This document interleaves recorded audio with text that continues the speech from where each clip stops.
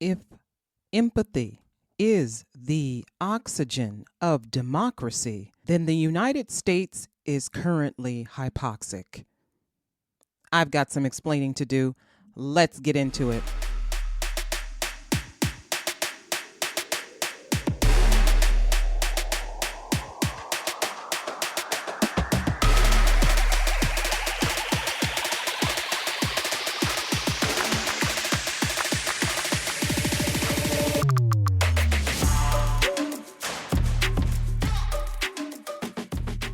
Hey everyone, welcome back for another episode of Ayana Explains It All, the podcast bridging the gap between current events and human behavior. I am your podcast host, Ayana Fakhir. Ayana Fakhir, the Black Muslim lady lawyer who has an opinion on everything, and I do mean everything. This show covers some of everything. We talk about politics, we talk about race, history, economics, talk about technology, the environment. I talk about parenting because I am a parent. I'm a single mama of two kids. One is 20 years old and the other is 16 going on, I don't know, she's about 35 at this point. But I am coming to you recorded from Northeast Ohio. Yes, that red state that sometimes is a blue state, but hasn't been a blue state in quite some time, that rejected a proposal to end gerrymandering. Where they do that at? Ohio. That's where. Ayana Explains It All is available on multiple streaming platforms, including iHeartRadio, Apple Podcasts, Amazon Music, and our flagship, Spotify. You can also find us at our YouTube channel, Ayana Explains It All. And we have a website, AyanaExplainsItAll.com. That is AYANA explainsital.com. You can go there and you can find links to all of the episodes. You can find show notes and transcripts, and you can find all of the players, the podcast players where the show is available. You can also reach me through the podcast because I am the writer and the host and the producer and the engineer and the key grip and the best boy. When you email or leave a comment, you are speaking directly to me. There is no middleman. I am the man, honey. If you want to collaborate, if you want to come on my show and talk about a particular topic, I leave the show open for anybody to come on. This particular episode, I have my friend Jared Terrell on. We're going to have some post-election reflections. Since the election upended us and ruined our lives, essentially. No, it didn't ruin our lives. We're going to be fine. We're going to bounce back. Okay? We're not going to let that be what ends us. No, it'll be high cholesterol. Anyway, so go on over to AyanaExplainsItAll.com. That is www.AyanaExplainsItAll.com and find out everything you need to know about the podcast, including all of our social medias. And what else? I would appreciate it if you would share this show with a friend or a loved one or someone you recently divorced because their political views differ very much from your own. So the presidential election 2024 is in the books. Boy, was it a wild one. I cannot say that I am not relieved. I am absolutely relieved that it is over, even though it did not go in the direction that I wanted it to, in the direction that I felt, that in the direction that I feel it should have gone, and what was best for the entire country, not just for me, which I think is sometimes how people tend to vote. They tend to vote their identity, but they also vote for themselves. And I am not one of those people. I'm a Black Muslim woman, and obviously you would think, oh, well, she's Black. She's probably voted for the Black lady because she's Black. No, absolutely not. I did vote for Harris. I did vote for VP Harris and Tim Walz. And it's not because she's Black and I'm Black. I have multiple reasons. One of the biggest reasons is because, and I have talked about this before on the podcast, I work in public service. And I don't want to work for someone who is incompetent. And that's what we got the last time a certain person was in office between 2017 and January 2021, okay? A lot of incompetence, a lot of, what are we doing? We don't know what we're doing. A lot of fumbling, a lot of juggling balls, a lot of monkeys riding tricycles, a lot of elephants doing somersaults. It was a circus, is what I'm trying to say. And you want someone in charge of this very important body who is competent, who is smart, who is respected by everyone, who is not trying to ruin the lives of the people who work for them, who is not threatening to end the careers and end the jobs of the people who work for him because for some reason he doesn't like them. He doesn't see a need for a civil service, although civil servants are the reason why any fucking thing gets done in the government at any level, right? You walk into your city's city hall, there's no one working there. How do you get anything done? How do you get business done? How do you get permits? How do you find someone who's going to answer questions about why your leaves haven't been picked up or why your trash collection hasn't been collected in a couple of weeks? You have mayors. These are elected positions, but these people have people working for them because they can't be everywhere. These people have people answering questions and processing applications and taking phone calls and et cetera, and doing cases. They're in courtrooms. They're doing surveys and they're investigating things, and they're part of FEMA and they're part of the EPA. The problem is that when you don't like the answers that you're being given from a particular person or agency, you think, well, just eliminate them and I won't have to worry about having to ask them anything because they won't exist anymore. And that's a really juvenile, childish way of looking at the world. It's not for adults. It's how wealthy people act, though. How very wealthy people, very powerful people act. They will dispense with whatever disagrees with them, and whoever disagrees with them is stupid and dumb and obviously not worth talking to or worth existing. The fact that we're all now at the mercy of this person who does not like us, who doesn't even really know us, who knows nothing about us, our day-to-day lives, and the services that we provide, is scary. And a lot of us are scared. A lot of us who are Black and women and of various faiths, who are in interracial marriages, who are members of the LGBTQ community, who are immigrants, whether you are here with papers or without, who are dreamers, who are part of the middle class, who are lower income, who are young, and they want to be able to inherit from the Gen Xers and the baby boomers a government that will support them, a government that will be strong and robust into their older years, and that won't be weak and that won't be seen as weak on the world stage. But I tell you what, on the world stage, because the United States has declared itself to be the leader of the free world, and everyone else just fell in line after World War II because they were all in tatters and really they needed somebody to lead. When you establish that dominance, you can't then go, oh, you know what? I'm sick of all of you. I want all of you to go away. All of these things that we've been doing, all of these treaties and all of these alliances that we've formed, yeah, we don't need that anymore. We're the most powerful nation on earth and we don't need anybody. You're really setting yourself up for a scary situation. You're setting yourself up for the oops upside your head, really. You're leaving yourself unprotected because you think you got it all figured out. You think you don't need anyone.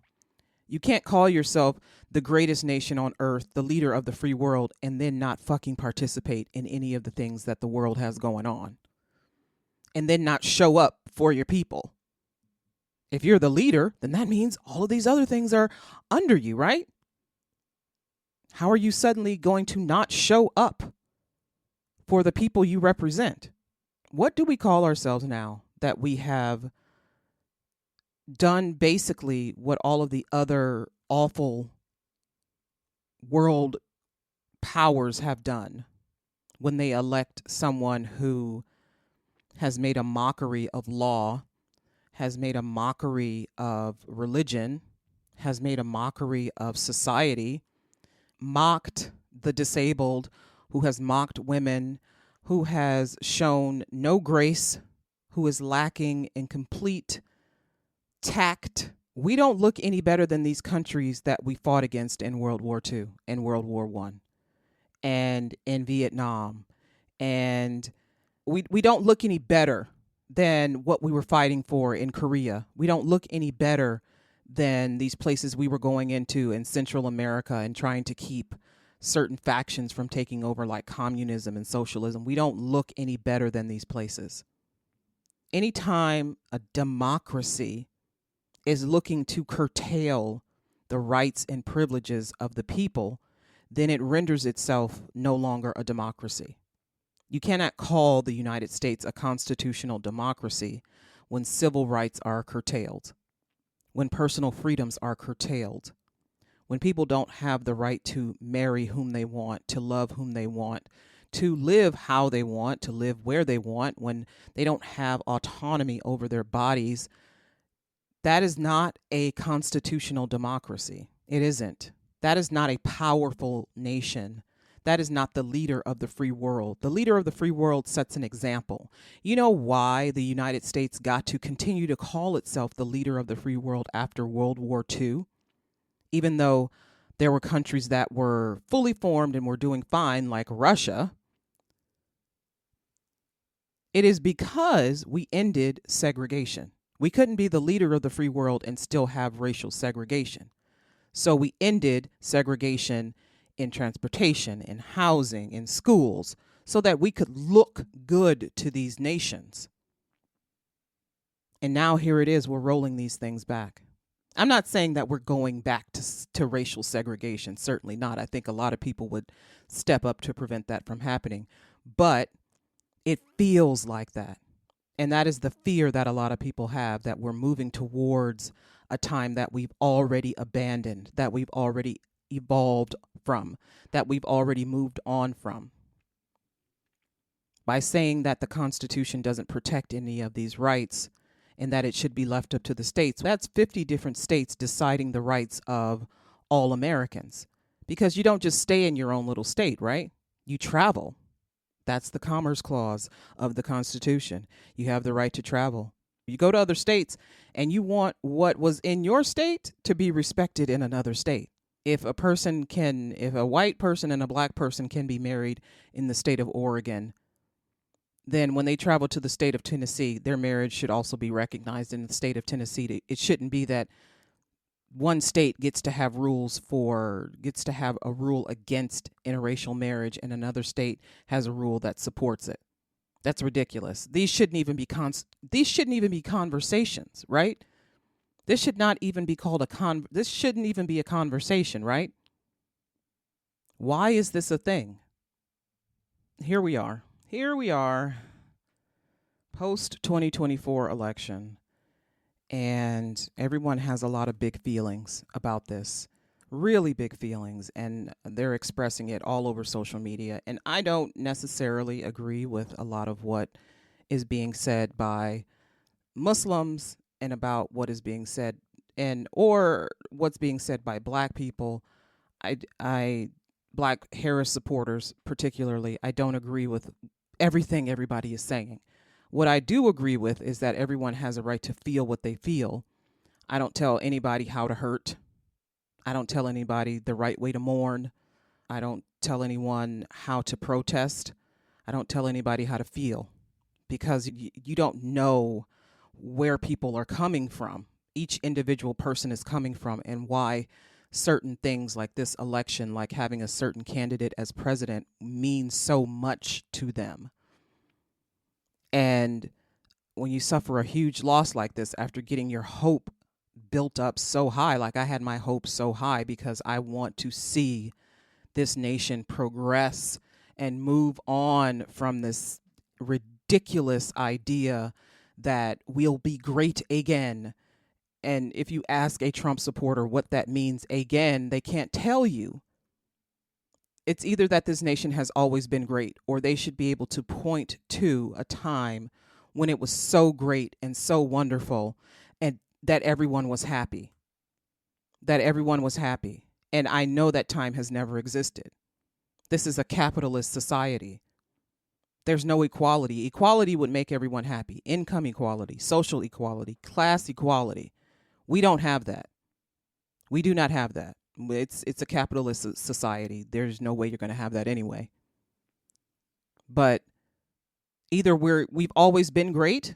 That's why we have millions of people a year showing up here to visit and to immigrate with an E, but also immigrate with an I. There's a difference, yes. And there's a reason why people are showing up here.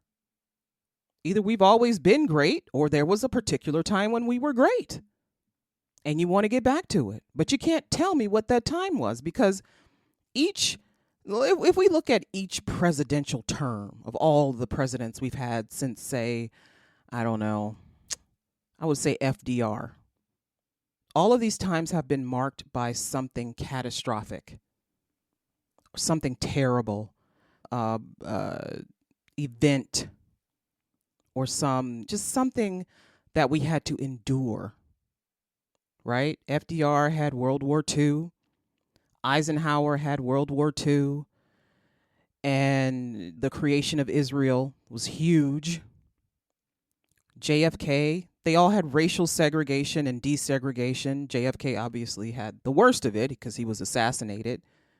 And Johnson had Vietnam. Nixon had Vietnam. And Ford had the plane hijackings. He also had issues with Israel and whether we should give money to Israel. Nixon was very much against it until he was for it, because Congress forced him to be for it. Congress and the American people forced him to open that pipeline of money to Israel and give arms and money to Israel.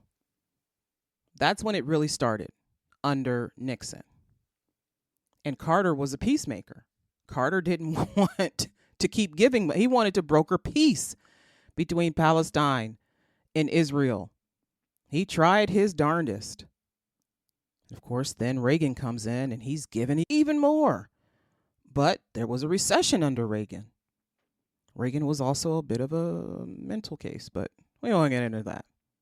But he had the Space Shuttle Challenger tragedy, right? And then Bush had I'm not going to raise taxes, but raise taxes anyway. So he lost the election when he went for re-election. He lost to Bill Clinton. Now, Bill Clinton had a bunch of different things going on. Bunch of different things. But he was the only president who was able to balance the budget. He had us in the black. He did really well, but he had the problems in Haiti. He had the problems in Somalia. He had the Bosnian War. And then W. Bush came in, and he obviously had 9/11 in Iraq and Afghanistan. And then that leads to another recession. And Obama comes in, and he's got to pull us out of that recession. And he did a bunch of different things, and it eventually worked. He became the king of austerity, and it worked. And we had a good economy by the time he left office. And then here comes Trump, throwing ketchup at the wall and noodles at the wall to see what sticks. And he had the pandemic. He had the COVID pandemic in 2020. And then he had January 6th. And then he had all of his other legal struggles. And we got Biden. And Biden's having to pull us out of yet another economic downturn, because we are still in a pandemic that affected the entire world, that obliterated the economies of some nations, but that also put us into a bit of a depression. And we saw inflation with prices rising, and we saw price gouging that we're still seeing by retailers and manufacturers. And people blamed him for it. It wasn't his fault. I know you hate him, some of you. I know you hate him, but it's not his fault. It isn't. We have a habit in the United States of not blaming the people who are really responsible for the things that are happening. We misplace blame. And that leads us to making mistakes in electing certain people, because these people will run on fixing what the other guy broke, allegedly. And it wasn't them who broke it. So what are they trying to fix? But it's also the case that when it comes to, this is how I see it, when it comes to Republican voters, they want to feel good. People who voted for Trump wanted to feel good. Right now they see that a lot more money is being taken out of their weekly budget for groceries, and they hate that. I get it. But that's not the president's fault. And because it's not the president's fault, he also can't fix it. He also cannot fix it. It's price gouging. Now, we could have a law that's anti-price gouging, but maybe that should be left up to the states.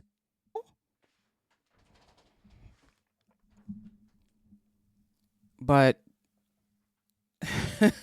whatever you're thinking he's going to do, it's not going to be of benefit to most Americans because, again, you're electing someone who doesn't care about most Americans. He's never shown that he cares about most Americans. He doesn't have a record of caring about most Americans. He isn't going to suddenly start caring about most Americans.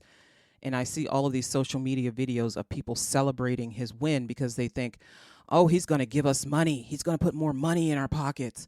And we're not going to be taxed on overtime. No, but your overtime will be taken away. And he's going to give us $30,000 each. What? Huh? And oh, I'll be able to buy a house now. Huh? Oh, you think the housing prices are going down? No, they're not. They're not going down. They're not unless there are too many houses and not enough people to buy them. But the price that things are now is the price. The only thing that might go down are interest rates. The APR, that's the only thing that might decrease. We saw a little bit of that this year, that the Fed lowered the interest rate. I think it was by 0.5 point. You might see interest rates go down. But the price we're paying now for things is the price. And it's just going to go up. It's not going to go down. It's not going to decrease. If you see more money in your bank account, it's because you got another job and you're working more hours at your second job. I'm not kidding. I'm not kidding. My taxes went up thanks to the 2017 Tax Act. My taxes went up. My take-home pay went down. I'm a middle class. Apparently, I am a working class American based on how I am paid. I am a working class American. My taxes went up and my take-home pay went down. And of course, the cost of health insurance went up.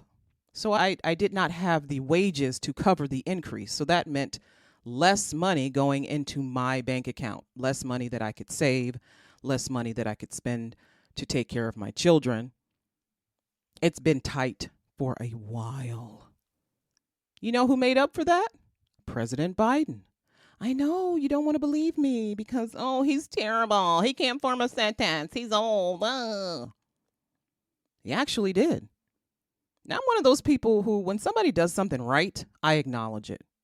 I acknowledge it. There's nothing wrong with that. A lot of things he did right, a lot of shit he did wrong. But he did a lot of things right that decreased childhood poverty, that stabilized the economy after a pandemic. You know how hard that is? Of course you don't know. Of course you don't. Why would you? If you did, you would be showing some empathy right now. And all you could think about is, oh, man, it costs $10,000 for a 24-pack of Deer Park water. But of course, now that the Grand Wizard has been returned to the land of Oz, he's going to fix everything and everything's going to be okay.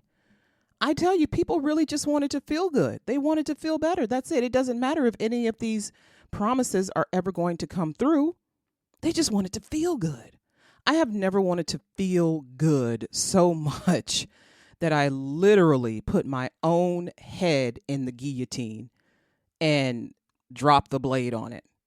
I have never wanted to feel so good that I freaking cut off my own nose to spite my face.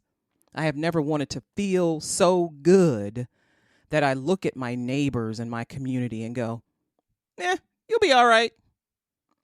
And vote for the one thing that's going to separate their families, that's going to hurt their wages, that's going to hurt manufacturing, that's going to hurt their communities, that's going to take money out of their cities, that's going to make their taxes go up. I have never wanted to feel good so much that I hurt other people. What do they call that? Masochism? Sadism? Help Auntie out. I'm going to Google it. Don't worry.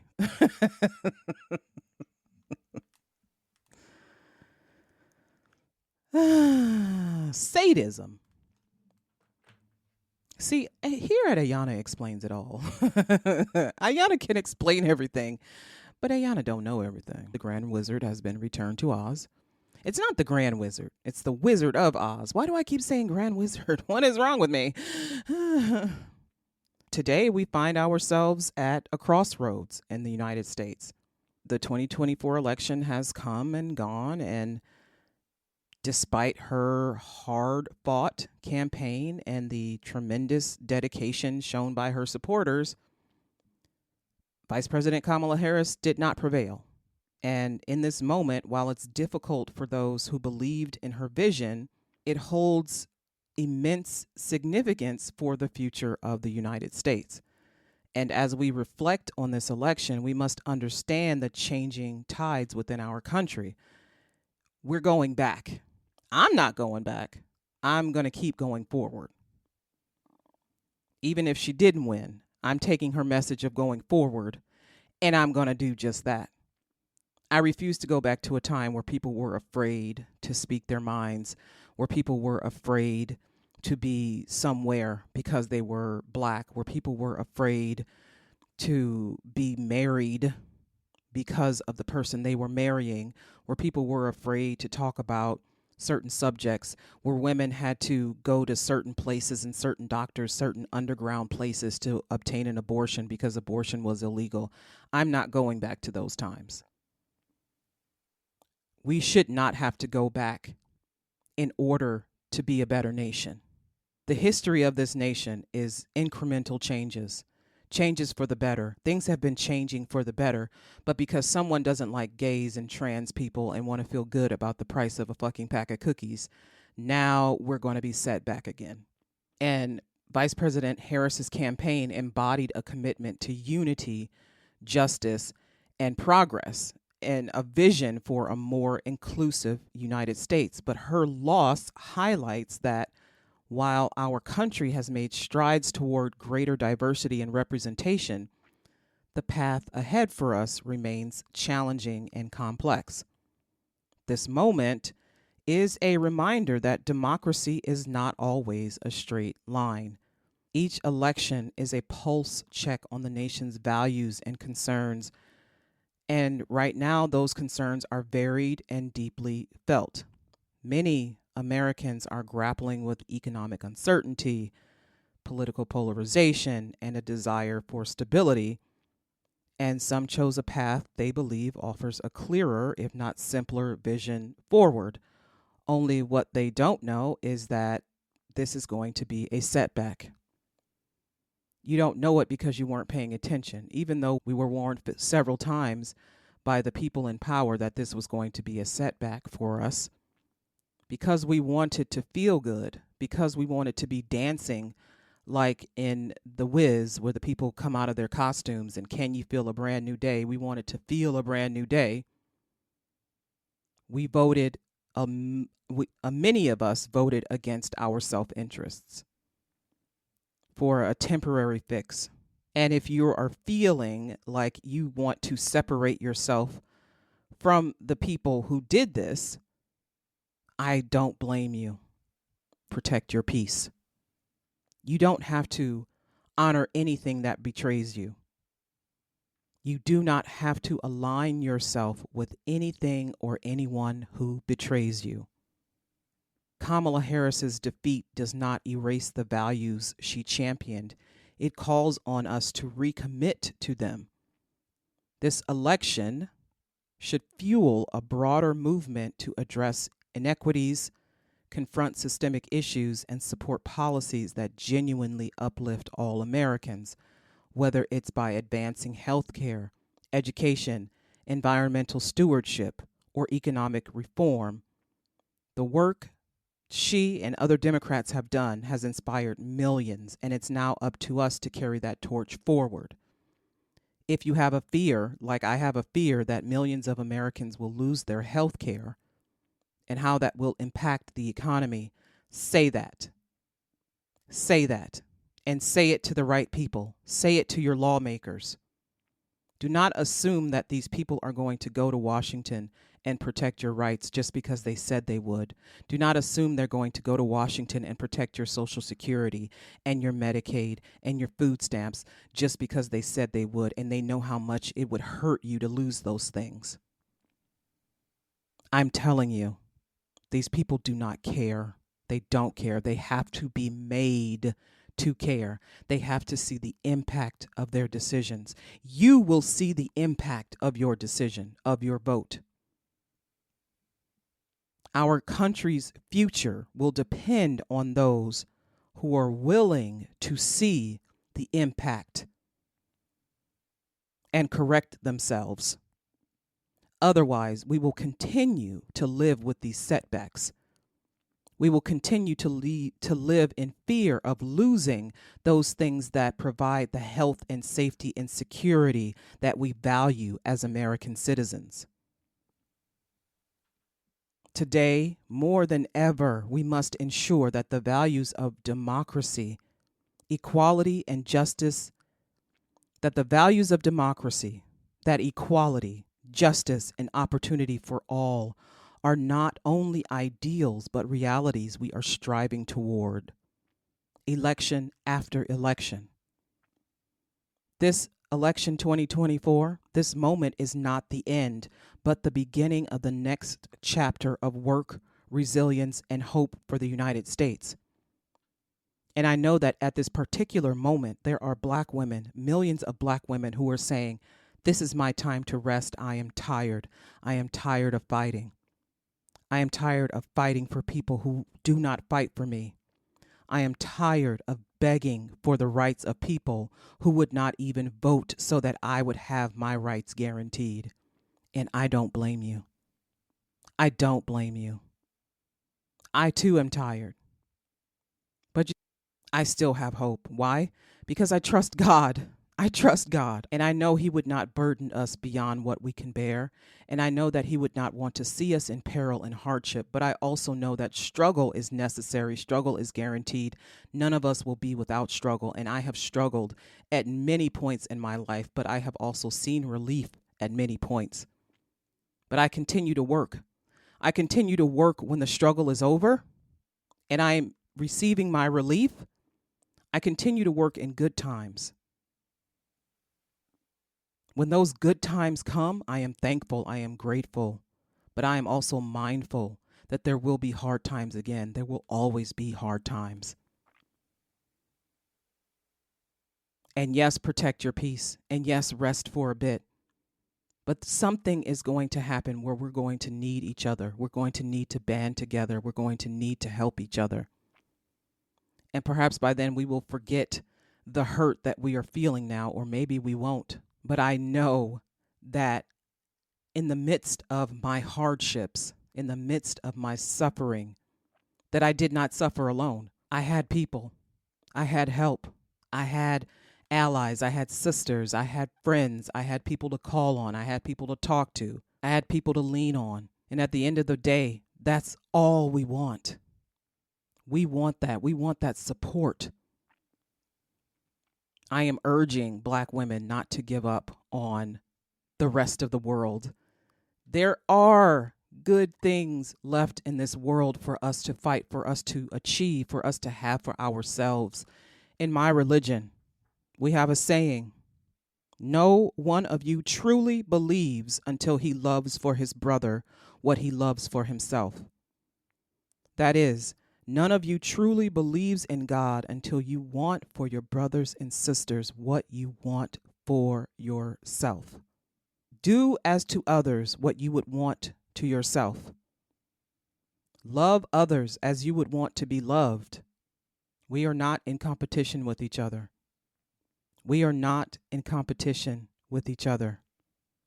We want our brothers and sisters to exceed us.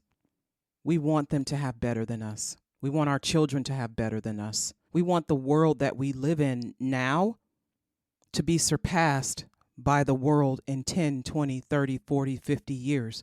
We want the world to be better. We don't want this to be it. We don't want this to be the best. We want it to be better. How do we get to be better? By wanting for our brothers and sisters what we want for ourselves. Think of what you like others to do for you and do it for yourself. Think of what you like people to do for you and do it for them. If you want something good or beneficial for yourself, then you should also want the same thing for others. We have to show the same level of care and concern for our fellow human beings as we do for ourselves. We cannot withhold our care and concern. We cannot withhold our work. We cannot withhold our compassion and empathy simply because we are hurting or because we do not feel like the other person is worthy of it for whatever reason. We cannot withhold our empathy and compassion because we are hurting. If you need to take a break, if you need to mull it over, if you need to come to a better understanding of why things happen the way that they did, because everything happens for a reason. In a couple of months, we're all going to be in the same boat where we're battling with the effects of tariffs and higher taxes and these prices not coming down. We're all going to be dealing with that. Are we going to stick together to fight it? Or are we going to be fractured and ignore it? Because maybe you have the money to pay for it, so it's not your problem if someone else doesn't. That is not the spirit I want to live with. That is not what I want on my record. Am I hurt? Yes, absolutely, 100%. Do I feel betrayed by a lot of people? Absolutely. Am I dismayed by the amount of anti-blackness coming from certain groups? You better fucking believe it. And I am not going to align myself with people who betray me. But I'm also not going to be cold to the world. I'm not going to be cold and kind and cruel. I'm not going to be cold and unkind and cruel and indifferent to the world. Because some people believe that my life is not worth anything to them because I am a Black Muslim woman. I am not going to allow myself to become cruel and cold to the world because some people voted against my interest so that they could feel good for a little while. We all get what's coming to us, don't we? I am patient. And this has been Ayana Explains It All, brought to you by Facts, Figures, and Enlightenment. Take care.